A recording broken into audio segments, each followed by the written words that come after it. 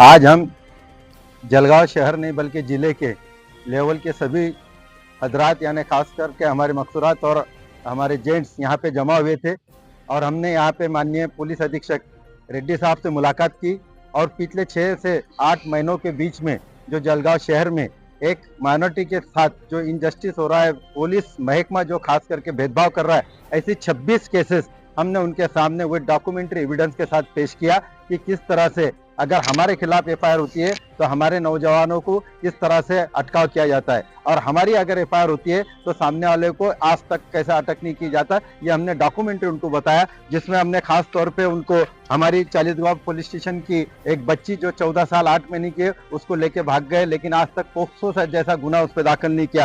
Savda police station Chinawal में जो घटना घटी है, आज तक उनका हमारे गैर मुस्लिम भाइयों को अभी तक अरेस्ट नहीं किया गया, जबकि हमारे 15 लोगों को अरेस्ट किया, 5 लोगों को 41A की नोटिस दी गई। उसके बाद अगर आप देखेंगे कि MIDC पुलिस स्टेशन सिरसोली गांव में 307 के 2 गुने दाखिल किए, उसी पत्थर चोट में सामने वाला का एक का भी गुना दाखिल नहीं किया या उनको उठाया नहीं गया। साथ में अभी आपने देखे कि इमरान खान सफदर खान को मारा गया, ठोका गया, लेकिन उसकी कंप्लेंट आज तक पुलिस नहीं ले रही, जबकि उसका MLC हुआ है, पुलिस ने जवाब लिया। उसके बाद हमने ऐसे बहुत से केसेस बताए। मासूमवाड़ी की जो मारहान हुई थी उसमें भी सभी के नाम थे, लेकिन वहां पे भी सिर्फ 5 मुस्लिम लड़कों को अरेस्ट किया गया। उसके बाद वरनगांव पुलिस स्टेशन का एक जो बच्चा हमारा शरीफ आलम पिंजारी वो मर चुका है, लेकिन उसकी अभी तक CID इंक्वायरी भी नहीं हो रही या उसको अभी तक कुछ उसके बारे में हो रहा नहीं। तालुका पुलिस स्टेशन में जो गुना दाखिल हुआ था चोपड़ा के हमारे जो गोरक्षक के नाम से उनको मारा था, वो खुलेआम आज भी चोपड़ा में घूम रहे,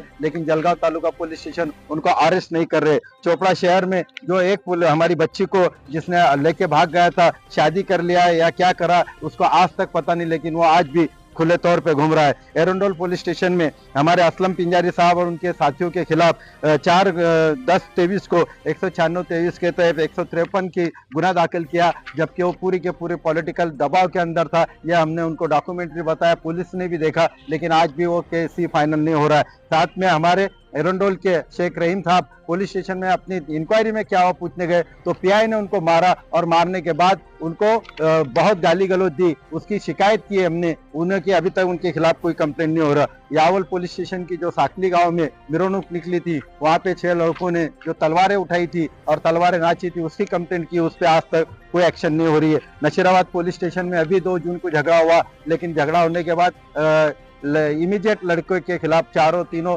मुस्लिम लड़कों के खिलाफ 354A दाखिल हुआ, लेकिन उन्होंने मेडिकल की तोड़फोड़ करे, हाथ में कोयता लेके घूमे, उनके खिलाफ कोई कार्रवाई नहीं हुई। ऐसे जैसे हमारे जो अल्पसंख्यक समुदाय के पोशाक देख के जो उन पे अटैक हुआ उनका तो आज तक कोई पता नहीं चला, जिसमें शहर पुलिस स्टेशन के 3 गुने, रामानंद नगर पुलिस स्टेशन का 1 है, MIDC पुलिस स्टेशन का 1 है, उसके बाद कासमवाड़ी का 1 है, शनिपेट में जो हमारे उसको देख के मारे थे उसका 1 है, मुक्ताई नगर पुलिस स्टेशन में तो हमारे असगर पत्रकार जो थे उसको एक्सीडेंट भी नहीं बताया जा रहा, मौत भी नहीं बताया जा रहा, उसके वालिद ने कहा कि ये घातपात है, उसको मारा गया है, उसका भी तपास आज तक नहीं हुआ, 4 महीने हो गए। ऐसे यावल पुलिस स्टेशन में अभी हमने देखा कि 27/5 को हमारी 2 बहनों को 3 मोटरसाइकिल पे आए, उन्होंने उनके साथ छेड़छाड़ की, उनके साथ उनके भाई को मारा। पुलिस में हमने वहां पे गाड़ी नंबर सहित दी तकरार, लेकिन आज तक 27 तारीख से उनको अटकाव नहीं किया गया। इस तरह से अगर हमारे साथ अन्याय होता रहा तो हम कायदे के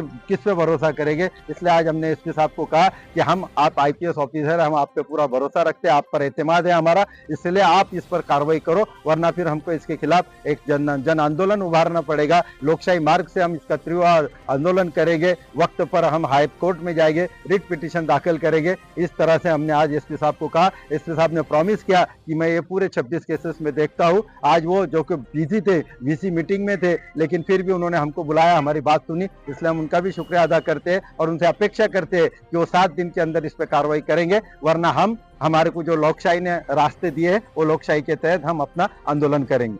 शुक्रिया। फारूक शेख, जलगांव। पटेल हूँ और एक जितेंद्र नाम का लड़का है, जलगांव में रहता है। उसने मुझे है ना बड़े बड़े आशी दिए, जैसे बोला कि मैं तेरे नाम इतना कर दूंगा, उतना कर दूंगा, मेरे से शादी कर ले या मेरे साथ भाग जा, ऐसा बोलकर सब कुछ कर लिया और आज मुझे छोड़ के चले गया। उसका एक लड़का है। पुलिस से जब मैंने जाकर बातचीत भी की तो वो कुछ इतना इंटरेस्ट नहीं ले रहे हैं। मेरे पे आज जो अत्याचार हो रहा है इसको आप देखिए। मैं सायरा रफीक अंसारी। मेरी बेटी को 14 साल ये लड़के ने लेके चलेगा, 14 साल की लड़की है, उसमें से मेरे बेटे का इंतकाल हो गया। जाओगा तो लाके दे दूंगा बेटी। कार दे दो। बामन शेवगे को। कौन सा लड़का था? बिल समाज का लड़का था, क्या नाम 14 उसका? साल का। ईजा नाम, ईजा? ईजा पूरा नाम, ईजा। ये को भील है लगता, वो नहीं पता मेरे को। मेरा नाम शेख जाबिर, शेख अमान चिनावल, उप सरपंच पति। हमारे गांव में चिनावल में एक घटना हुई जिसमें दोनों तरफ से पथराव हुआ और दोनों तरफ से कार्रवाई हुई। दोनों तरफ से कार्रवाई होने के बाद मुस्लिम 13 बच्चों को अरेस्ट किया गया और उसके बाद में सामने वाली पार्टी में से किसी को भी अभी तक अरेस्ट नहीं किया गया और कोई कार्रवाई साहब नहीं कर रहे हैं। हम ये प्रशासन से अपेक्षा चाहते हैं कि हमारे से साथ में इंसाफ होए। मेरा नाम रहीम शेख है। मैं छत्तीस गुरारे के पास एरंडोल पीआई के पास गया था। मैंने एक तकरार अर्जी दिया था, उसके बारे में पूछने गया उनके पास क्या साहब मेरे तकरार अर्जी का क्या हुआ। साहब ने बोला कि तू लिखी अंदाज में दे। मैंने हाँ बोला। ऐसा करते करते साहब ने मेरे कन फट्टे में 2 रख दिया। मैंने पूछा साहब मेरा गुनाह क्या है,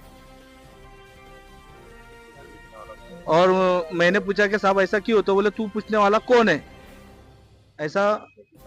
और मैंने लेखी कंप्लेंट किया। अभी तक उनके ऊपर कोई कार्रवाई नहीं हुई।